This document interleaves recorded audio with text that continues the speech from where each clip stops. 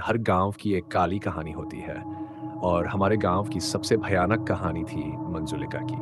कहते हैं जिसने भी उसकी झलक देखी वह जिंदा वापस नहीं लौटा। ये कहानी कोई आम कहानी नहीं थी, बल्कि वो डरावना सच था जिसे हर रात की सन्नाटे में महसूस किया सकता था।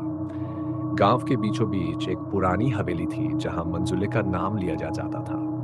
मंजुलिका एक खूबसूरत लड़की जिसका चेहरा इतना प्यारा था कि हर कोई उसे देखता रह जाता था। लेकिन उसकी किस्मत ने उसे उस हवेली का सबसे बड़ा भूत बना दिया। कोई नहीं जानता था कि उसके साथ क्या हुआ, पर हवेली में रहने वाले हर शख्स ने एक बात जरूर कही। रात के तीसरे पहर में मंजुलिका की आवाजें हवेली से बाहर आती थीं। कभी कभी वो दर्द से चिल्लाती, तो कभी गुस्से में चीखती। कहानी की शुरुआत होती है मेरे दादाजी के समय से, जब वो जवान थे।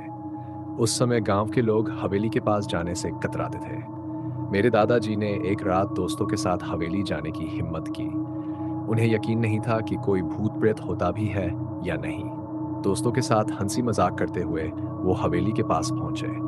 वहां का माहौल बेहद डरावना था।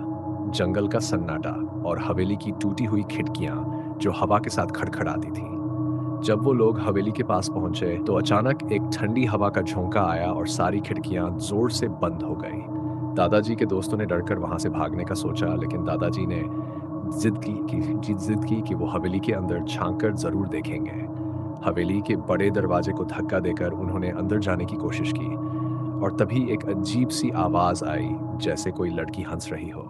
दादाजी का दिल जोर जोर से धड़कने लगा, लेकिन वो रुके नहीं। जैसे ही उन्होंने हवेली के अंदर कदम रखा, चारों तरफ धूल और जाले थे।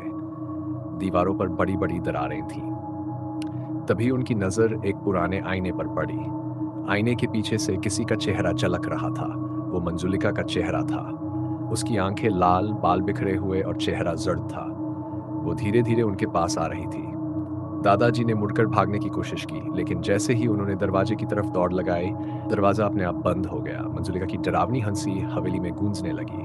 दादाजी ने किसी तरह हिम्मत जुटाई और खिड़की के रास्ते बाहर कूद गए।